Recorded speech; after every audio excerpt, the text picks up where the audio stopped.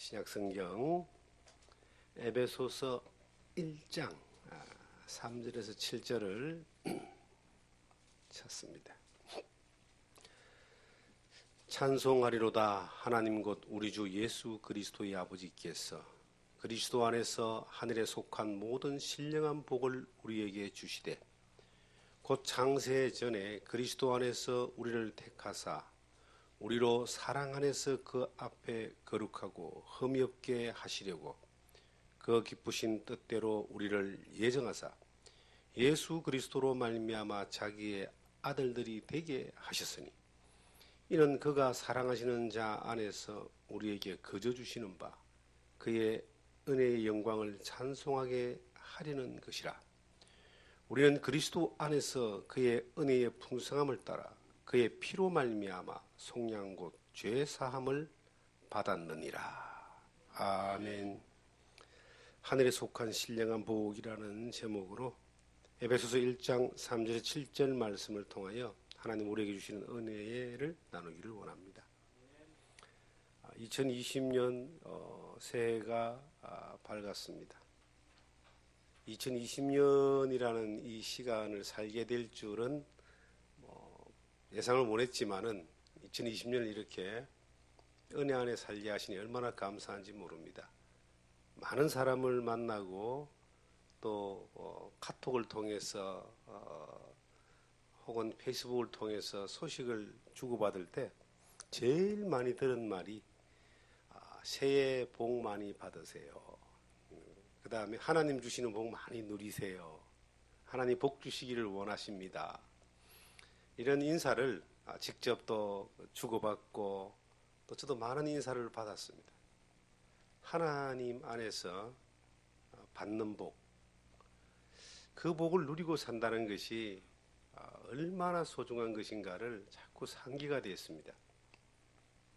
세상 사람들이 복이라고 하는 게 어떤 것들일까요? 오래 사는 거, 건강한 거, 부자 되는 거, 자녀가 잘 되는 거, 자기가 이루고자 하는 것들을 성취하는 거, 이런 것들을 세상 사람들은 복이라고 할 것입니다. 그런데 그 복을 아무리 많이 받아도 200년 살고 수조 재산을 가지고 최고의 명예를 가져도 어느 날 다 죽습니다. 인생은 잠깐 지나가는 안개와 같다 그랬어요. 우리가 새해 아침에 떠오르는 태양을 몇 번이나 볼 것 같습니까? 100번 볼 것 같습니까? 100번, 태어나서부터 100번을 보면은 100살이에요. 200번 보는 사람은 아무도 없습니다. 참 그렇게 계산을 따져보면은 금방 지나갑니다. 그런데 하나님이 사람들에게, 인생들에게 허락하신 이 시간은 우리가 눈으로, 손으로 만지는 이 살아있는 이 시간이 끝이 아니라 이 이후에 영원한 세계가 있습니다. 한 번 죽는 것은 사람에게 정하신 것이고 그 후에는 심판이 있다 그랬는데 선한 일을 행한 자는 생명의 부활로, 악한 일을 행한 자는 심판의 부활로 나오리라. 부활이 있습니다. 예수 믿는 사람은 영원한 생명의 부활이 보장되어 있지만 예수 안 믿는 사람도 부활이 보장되어 있어요. 심판의 부활이 보장되어 있습니다. 그리고 영원한 지옥이 있고 천국이 있습니다. 우리는 다행스럽게 이 세상을 살면서 부활의 소망이 있습니다. 영원한 천국의 소망이 있습니다.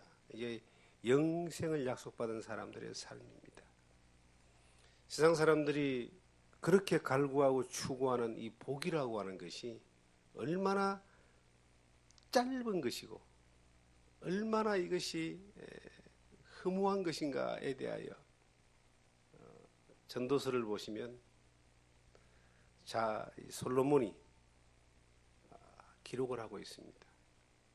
그는 이 세상에 살아가는 사람 가운데 가장 많은 부를 축적했던 사람이고 권력을 축적했던 사람이고 지혜뿐만 아니라 누릴 수 있는 모든 걸 다 누렸던 사람이지만 그가 말년의 노년에 하나님 앞에 고백하기를 헛되니 바람을 잡아내는 수구가 무엇이 유익하겠냐. 이 바람을 잡은 것이더라. 하나님 앞에서 하나님을 경외하는 것만이, 하나님 앞에 인정되는 것만이 이것이 진정한 인생의 가치고 이것이 목적이고 영원한 것이다 라고 하는 것을 전도서 1장부터 12장까지를 고백을 합니다. 인생을 알려면 전도서를 잘 읽어보면 그 인생을 알 수 있습니다. 인생을 지혜롭게 살려면 잠언을 쭉 묵상하면 거기에 많은 지혜들이 우리에게 가르쳐주고 있습니다. 하나님을 경외하는 것을 배우려면 시편을 보면 하나님을 경외했던 사람들의 삶의 태도들을 우리가 볼 수가 있습니다.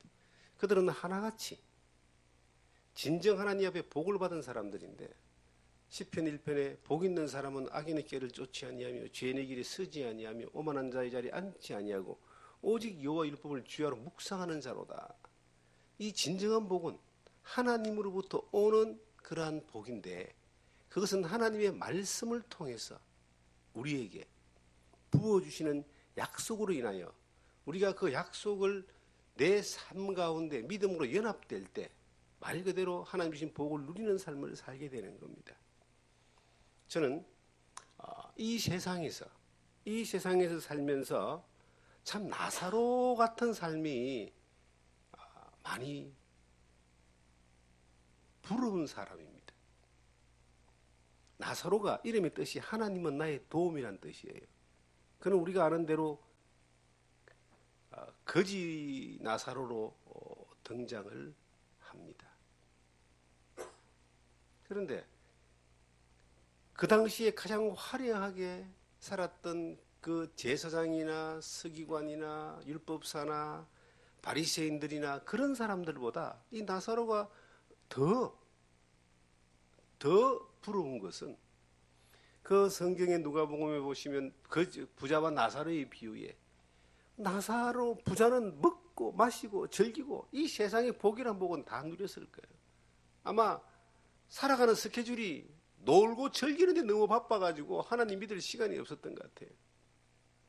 그런데 성경에 부자도 죽고 나사로는 거지였습니다.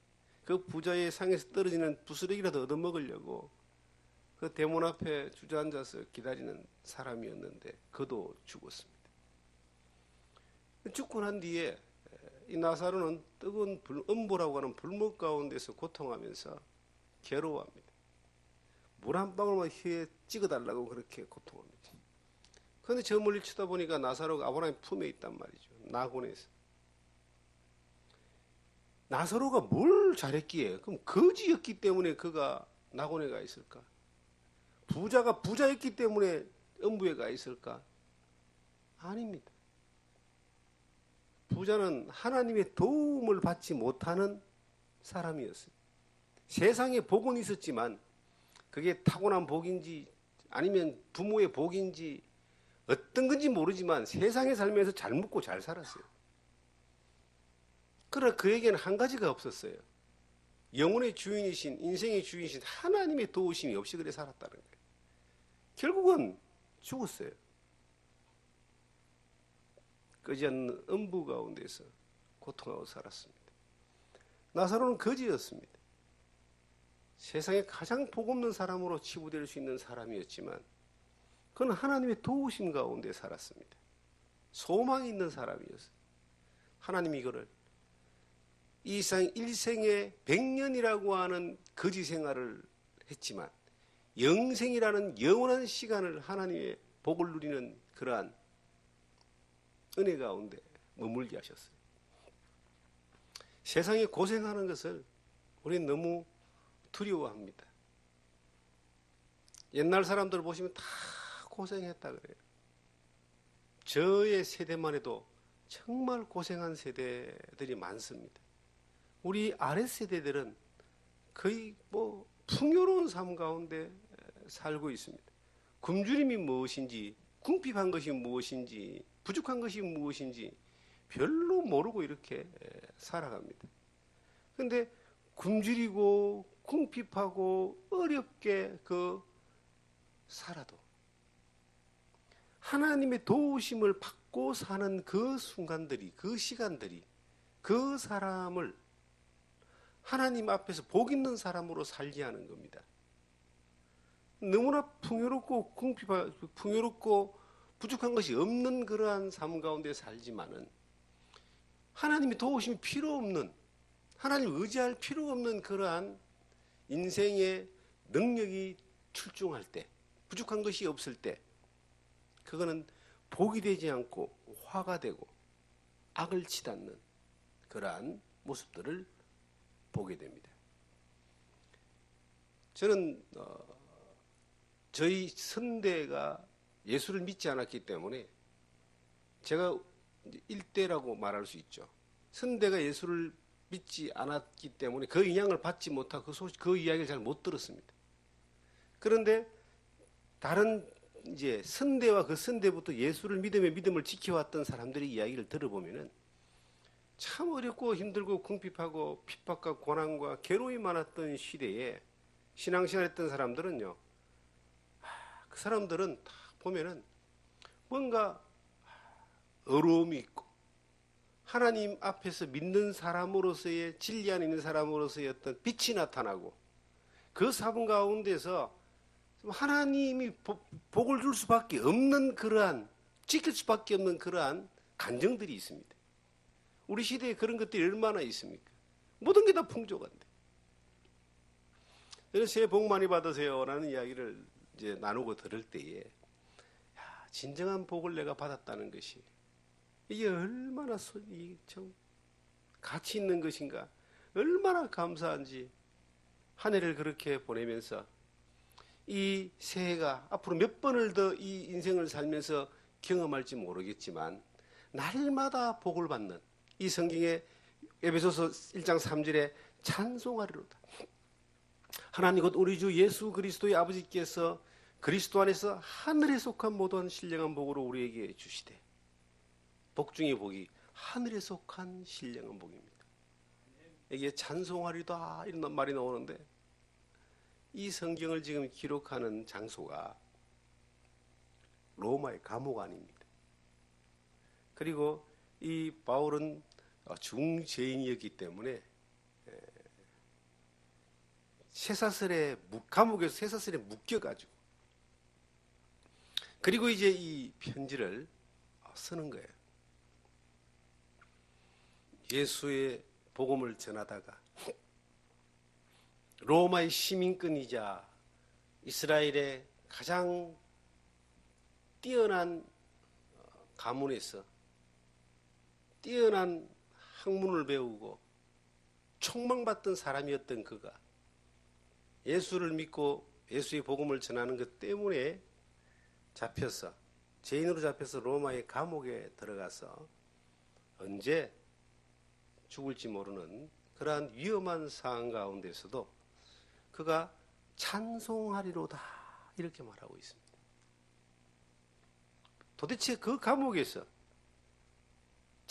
감옥의 그 위험한 환경 가운데서도 찬송할 수 있는 이유가 어디에 있었겠습니까? 그 감옥에서 누가 음식을 좋은 걸 주고 옷을 좋은 걸 주고 누가 자기를 보호해 주고 돈을 주고 그래서 그가 찬송하리로다 그랬을까요? 그가 찬송하리로다라고 하는 것은 하늘에 속한 복을 받았기 때문에, 하늘에 속한 그 복을 경험했기 때문에, 하늘에 속한 그 복이 그에게 얼마나 큰 은혜가 되는지를 그가 늘 확인하기 때문에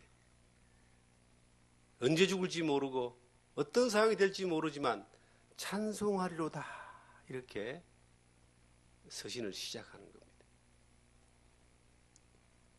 저는 예수를 믿기 전에 참 세상에서 사는 것, 여기서 어떻게 사는 것이 인생을 잘 사는 것인가에 대하여 나름 정돈이 좀 되어져 있었습니다. 어린 나이지만. 근데 어린 나이에 이제 책을 좀 많이 이렇게 보게 됐는데 그것도 돈 주고 사서 본 책은 아닙니다. 고물상에서 재난 책을 그냥 막 대충 읽으면서 이렇게 쭉 많이 보게 됐는데 그 어릴 때 본 책이 이제 일본 소설을 많이 봤습니다. 일본 요즘 말하면 대하 소설이죠. 그 당시에 유명했던 대망, 뭐 대벌 이런 책들이 많이 있었어요. 비슷한 아류의 어떤 책들이 많이 있었어요. 그런 책들을 이렇게 보면서 세상에 살아가는 어떤 그 목적이 돈이었고 권력이었고 명예였고 성공이라고 하는 것은 그것이다라고 다 못이 박혀 있었습니다. 그리고 이제 제가 신문 배달을 이렇게 새벽 신문 배달을 하면서 학업을 했었는데 중앙일보 신문 배달을 이렇게 했었어요. 꽤 긴 시간 했습니다. 중앙일보 이제 신문 배달을 이렇게 하면서 어릴 때 배운 게 있었어요. 하면 된다. 어떻게 되겠지 하는 생각을 버리고 어떻게 만들겠다는 의지를 가져라. 뭐 이런 것들을 이제 그 당시에 그것을 많이 배웠어요. 그러니까 어떤 그런 부자 되고 성공하고 남보다 높이 올라가고 하는 것에 대하여 좀 빨리 이렇게 볼 수가 있었습니다. 그게 인생의 목적인 줄 알았습니다. 그리고 그렇게 찾아가기 시작했습니다. 아무렇게나 살지 않고 그렇게 찾아가기 시작하다가 예수를 믿게 된 거예요. 그런 걸 고민하다가 예수를 믿게 된 겁니다. 인생이 완전히 정말 바뀌었습니다. 목적이 바뀌었어요. 뭔지 모르지만 예수 그리스도로 말미암아 내가 죄 용서받고 구원함을 받아서 하나님의 자녀가 되었다는 그 경험이 있고 난 이후에 이제는 하나님이 살아계신다. 이제는 하나님을 몰랐고 천지를 지으신 하나님이 내 아버지라는 사실이 믿어지고 나를 구원하신 예수 그리스도가 하신 그 일이 소설 속의 한 장면이 아니라 실제로 내게 믿어졌기 때문에 이것이 내 안에 뭐가 움직이는 것이 성령의 인도하심이겠죠. 삶의 방향이 바뀌어졌습니다. 그리고 그토록 추구하고 목적을 삼고 살았던 이 세계가 이제는 내가 가야 될 세계가 아니고 주님을 따라가고 하나님의 뜻을 따라가는 것이 이게 진정한 가치 있는 것이구나 라고 하는 것이 뭔가를 잘 몰랐지만 그것이 방향이 바뀌어졌어요. 그리고 그 길을 찾아서 성경을 계속 보기 시작하고 기도를 하기 시작하고 그리고 그러한 길을 가는 사람들을 가까이에 만나고 또 예배를 참석하면서 삶의 가치관이나 목적이나 목표들이 많이 이렇게 바뀌어졌습니다. 저는 돈이 세상을 지배하고 돈을 벌어야지 성공한다라고 하는 것에 대하여 돈의 소중함을 너무나 잘 알았던 사람입니다. 왜냐하면 가난하게 살았기 때문에 치열하게 살았기 때문에 어릴 때부터 돈이 없는 것이 얼마나 불편한 것인가에 대해서 너무나 잘 알았기 때문에 그 자존심 상하는 것을 너무나 많이 경험했기 때문에 그래서 목표를 딱 정하고 잘 가려고 하는데 그냥 예수님을 믿게 된 거예요. 방향이 바뀌어졌습니다. 그리고 주님 안에서 살아보니까 어떤 사람들은 돈이 없으면 못 사는 삶을 살지만 돈이 없어도 감사할 수 있고 당당하게 살 수 있는 그 비결을 배운 겁니다. 바울 사도가 말하기를 내가 풍부에 취할 줄도 알고 비천에 취할 줄도 알아 일체의 비결을 배웠노라. 내게 능력 주시는 자리에서 내가 모든 걸 다 할 수 있다. 이게 하나님의 그 손에 붙들려서 그 하나님의 은혜 가운데 살아갈 때에 모든 것을 다 누릴 수 있고 할 수 있는 그러한 자리에 그 세계로 하나님이 이렇게 인도하시면서 바울 사도가 감옥에서 찬송하리로다고 했던 그 찬송이 뭔가 조건적으로 환경적으로 내가 많은 것을 누리고 가지고 할 수 있기 때문에가 아니라 사방이 막혀있는 그 감옥 가운데 아무것도 할 수 없지만 내게 능력 주신 자 안에서 내가 모든 걸 다 할 수 있다. 그 하나님으로부터 오는 힘과 위로와 기쁨이 그 안에 충만하게 채워져 있었기 때문에 그걸로 찬양할 수 있는 것이 그 안에는 하늘에 속한 신령한 복이 있었다는 거예요. 우리에게 하늘에 속한 신령한 복이 있느냐? 하늘에 속한 신령한 복이 도대체 뭐냐는 겁니다.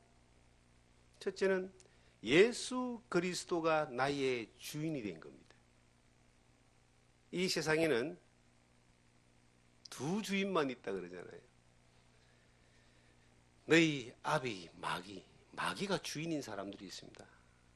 태어나서 살아가는 모든 사람들이 어둠의 악의 세력 가운데 사탄의 권세 가운데 제 아래에 있는 사람입니다. 마귀가 주인이에요. 그런데 어느 날 예수님이 우리의 몸값을 지불했어요. 뭐로?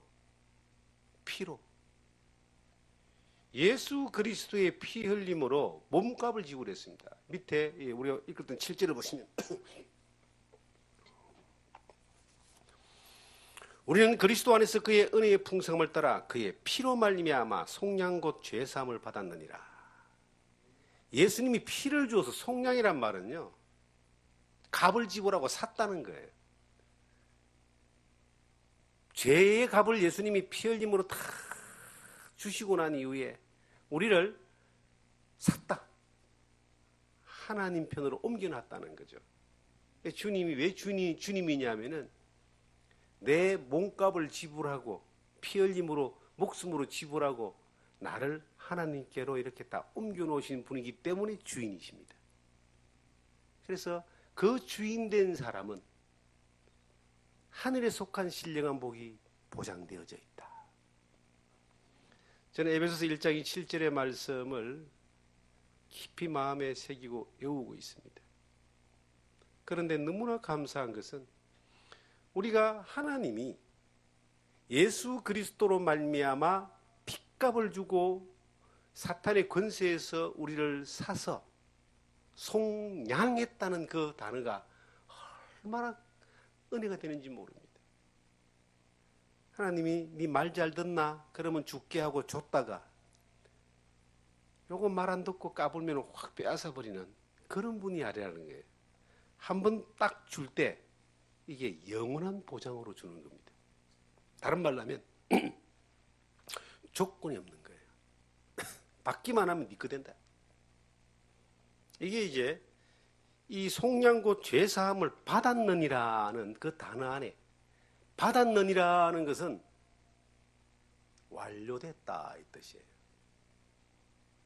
제가 자녀를 낳아서 2명밖에 안 낳았지만 자녀를 2명을 놓고 키우면서 어린 날 자녀가 속썩일 때 있고 말 안 들을 때 있고 애 터질 때 있고 그 어떤 때는 또 집도 나가기도 하고 그런다고 해서 그 자녀가 내 자녀가 안 되는 거 아니잖아요. 그럼에도 불구하고 그 자녀는 누구 자녀? 내 자녀입니다. 하나님이 핏값을 주고 우리를 데려올 만큼 우리를 사랑하셔가지고 생명을 주시고 우리를 구원하셔서 속량 데리고 와서 하나님의 집에 딱 자녀로 삼아주셨어요. 이 사람이 거듭났다 이제 태어났다 그러죠. 누구나 그런 경험이 있어야지만이 하늘에 속한 신령한 복을 누리는 사람이 됩니다.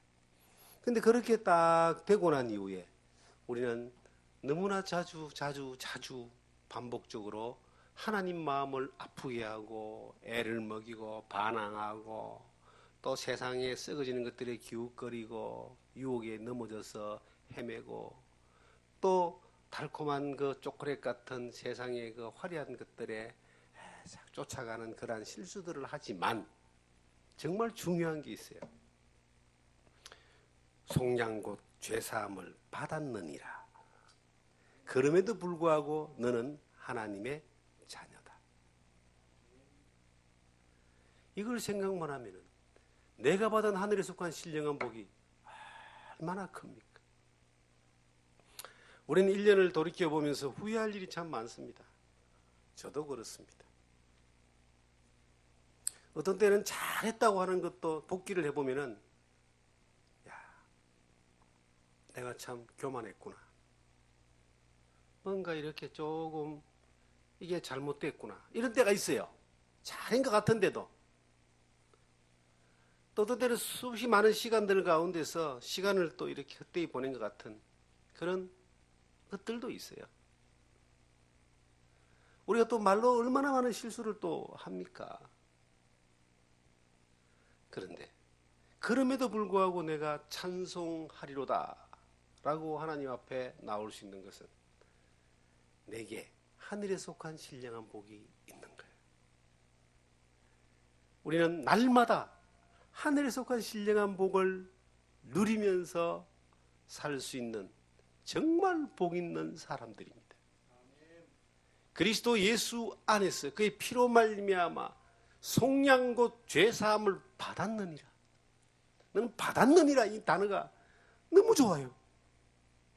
받았느니라 안 해놓고 잘하면 주고 잘하면 못하면 빼앗는다 일어났으면 어떻게 될 뻔했습니까? 그러면 힘들고 불안해서 못 삽니다. 저는 우리 아들, 딸을 키우면서 참 그 아들, 딸의 뻔뻔함을 저는 많이 봤습니다. 어느 때나 아버지한테 이거 해주세요. 그런데 그 뻔뻔함이 통한다는 거죠. 왜? 자녀이기 때문에. 우리 아버지가 우리에 대하여 우리의 뻔뻔함을 얼마나 보시는지 몰라요. 어느 때나 우리가 하나님 안에서 아버지 하고 나올 수 있는 것이 참 뻔뻔스러워요. 어떤 부끄러워요. 저도.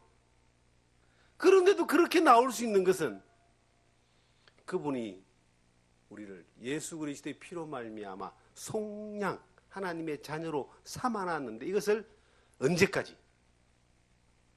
끝까지. 영원히. 이게 얼마나 좋은지 몰라요. 얼마나 감사한지 몰라요.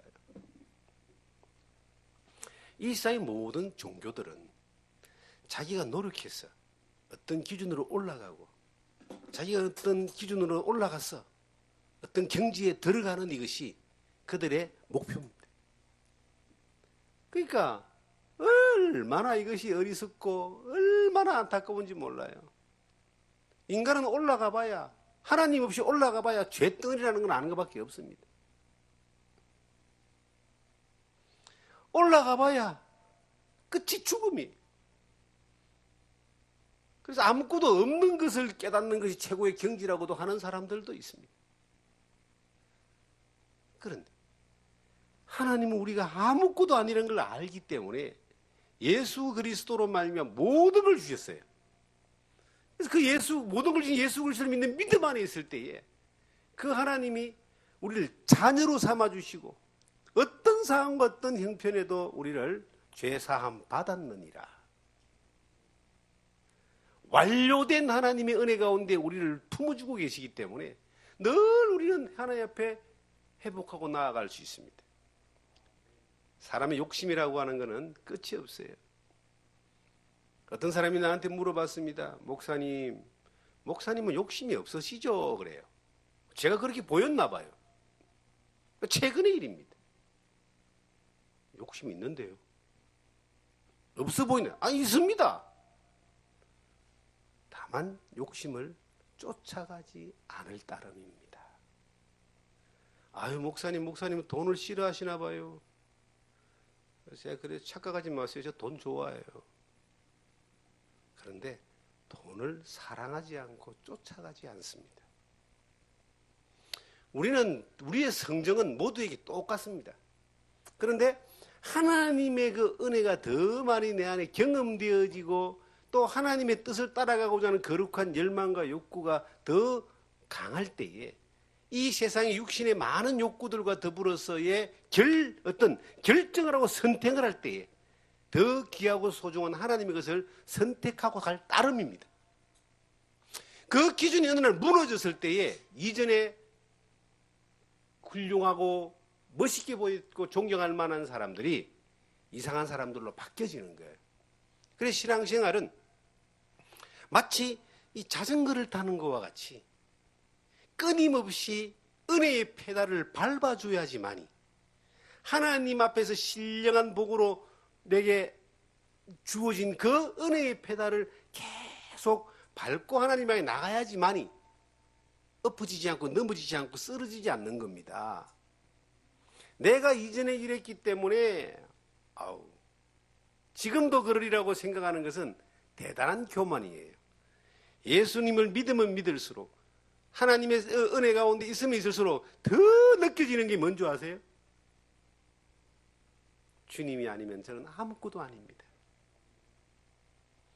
내가 어떤 경지에 올라갔기 때문에 하나님이 나를 쓰는 것이 아니고 내가 하나님의 손에 더 많이 붙들렸기 때문에 하나님이 나를 쓰는 거예요. 우리가 경지와 수준을 올피기 위해서 그렇게 훈련하고 연단하는 것이 아닙니다. 하나님의 도우심과 은혜를 더 많이 경험하기 위하여 훈련하고 연단하는 거예요. 더 많이 하나님의 그 능력을 경험하기 위해서. 우리는 수많은 기적들을 볼 수 있습니다. 그 수많은 기적과 더불어 수많은 실패들도 경험합니다. 어떤 사람은 실패가 일상이 되는 사람이 있고 어떤 사람은 기적이 일상이 되는 사람이 있어요. 뭐가 차이일까요? 실패가 일상이 되는 사람은 하나님의 도움이 없는 사람은 실패가 일상이에요. 기적이 일상이 되는 사람은요. 하나님의 도움 가운데 늘 머무는 사람들입니다. 사랑하는 우리 성도 여러분, 내가 2020년 한 해를 출발하면서 하늘에 속한 신령한 복으로 충만한 것을 경험하고 살아간다면 내 주변의 환경과 여건이 어떠하든 간에 내 입에서는 찬송하리로다 하는 고백이 나오는 거예요. 저는 진실로 하나님 앞에 감사되어지는 것은 하나님 앞에 주님을 앞에 서 있는 이 모습 자체가 외부적인 것들이 어떤 상황이 되든 간에 찬송하리로다. 아버지 감사합니다. 라는 고백을 할 수 있다는 것이 얼마나 감사한지 몰라요. 그러한 고백과 감사를 할 수 있는 그러한 분들이 함께 있다는 것이 얼마나 감사한지 몰라요. 자, 우리가 눈물을 흘리며 씨를 뿌리는 자는 기쁨으로 단을 거둔다는 말씀이 있습니다. 시편에 보시면. 지금 살아가는 삶의 일상이 열매를 거두기 위한 그러한 모습인데 오늘 당장 열매를 거두는 것이 아니라 오늘은 뭘 해야 되는가? 그냥 씨앗을 뿌리는 거예요. 어떤 씨앗? 믿음의 씨앗. 그냥 씨앗을 뿌리는 거예요. 그럼 반드시 열매는 열리게 되는데 그 열매를 누가 거두느냐 하면은 그 열매는 하나님이 거두시는 거예요. 저는 왜 이 말씀을 드리느냐 하면 바울 사도가 지금 감옥에 있습니다. 감옥에서 하나님으로 말미암아 오는 그 우리 주 예수 그리스도로 말미암아 오는 하늘에 속한 신령한 복으로 찬송하면서 그는 그냥 편지를 쓴 거예요. 에베소에 있는 교회에 편지를 쓴 거예요. 씨를 뿌린 겁니다. 그런데 이것이 100년이 지나고 200년이 지나고 300년이 지나고 2000년이 지난 지금도 이 말씀을 통해서 이 그때 뿌린 씨앗을 통해서 얼마나 많은 열매가 지금 맺히고 있습니다. 바울도 이것을 기록하면서 이렇게 엄청난 열매가 맺힐 줄은 상상을 못하고 했을 겁니다. 성령의 인도하심을 하셨지만 우리가 지금 살아가는 삶의 이 모습이 하나님 앞에서 하늘에 속한 신령한 복을 누리는 그리고 우리가 어떤 형편이든 간에 찬송하리로다라고 하는 그러한 복을 누리는 사람의 삶의 모습으로 하루하루를 일상에서, 가정에서, 교회에서, 내가 삶의 터전에서 그렇게 살아간다면 지금은 그것이 아무것도 보이지 않고 어떤 일도 일어나지 않을 것 같은 그러한 어떤 환경적으로 채창살에 갇혀있는 감옥에 갇혀 있는 같은 그러한 절망적인 상황이라 할지라도 우리 안에 있는 하늘에 속한 신령한 복을 누리는 누림으로 살아가는 삶의 모습들로 살면, 씨앗을 뿌리면, 믿음의 씨앗을 뿌리면 이것은 반드시 열매가 열리게 되어 있습니다. 그 열매를 저는 그렇게 생각합니다. 저는 이 진리 안에 살아가면서 씨앗만 뿌리고 살아도 만족하다. 씨앗을 뿌릴 수 있는 것만으로 만족하다. 내 당대에 열매를 거두지 보내도 저는 감사하다. 씨앗을 뿌릴 수 있기 때문에. 그저 씨앗만 뿌리자는 거예요. 눈물을 흘리며 믿음의 씨앗을 뿌리자는 거예요. 2020년 한 해가 하늘에 속한 모든 신령한 복을 누리는 사람으로서 우리가 은혜를 누리며 살아가게 되지만 그 믿음의 씨앗을 그냥 뿌리자는 거예요.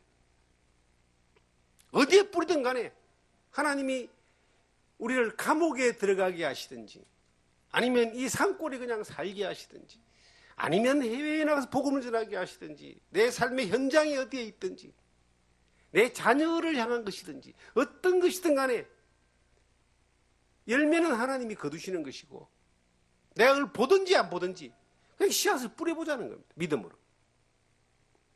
그러면 저는 그렇게 봅니다. 우리가 만약에 열매를 못 본다 할지라도 그 씨앗을 뿌리게 하신 하나님이 열매를 반드시 거두십니다.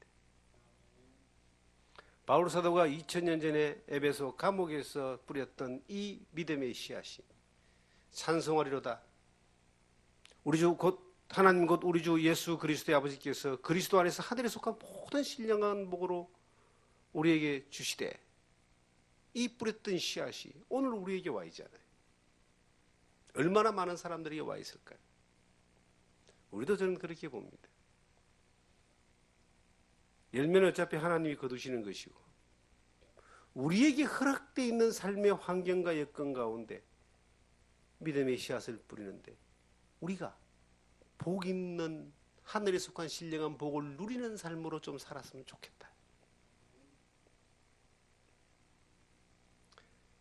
세상 사람들은요 모든 생각이 돈으로 연결되어 있습니다. 뭔가를 하고 안 하고를 돈을 가지고 결정합니다. 자녀 교육도 돈으로 결정, 이사 가는 것도 돈으로 결정, 직장도 돈으로 결정, 그러지 않습니까? 학교도 돈으로 결정. 이게 익숙해져 있다 보니까 신앙생활도 돈으로 결정해요. 그게 그 사람들의 하나의 기준이 될 수 있습니다. 사고가 세상적이고 정욕적이고 땅에 속해 있는 것들로 가득 차 있을 때는 그렇게 영향을 받을 수밖에 없는 거예요. 기준이 그렇게 되어 있기 때문에. 그런데 그것이 아무리 많은 것을 아끼고 모으고 가지고 쌓아둔다고 해서 이것이 내 것이 되고 나에게 행복을 주느냐라고 했을 때는 그렇지 않습니다. 저는 살아가는 삶 가운데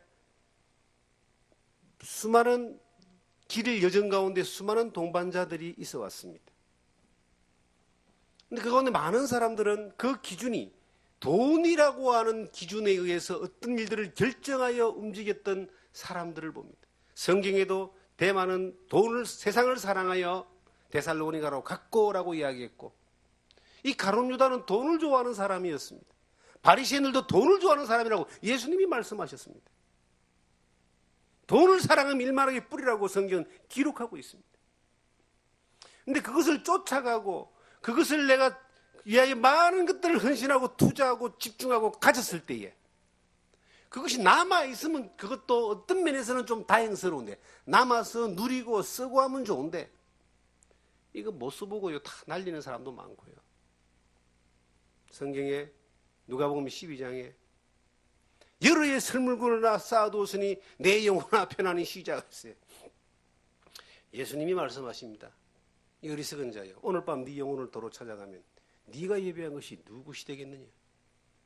내가 뿌리는 수많은 어떤 것들, 내가 쌓아놓은 수많은 어떤 것들도 어느 날 다 놔주고 가는데 오늘 밤 네 영혼을 도로 찾아가 버리면 네 예배한 거 누구 되느냐. 다 놔주고 가죠. 네 영혼은요.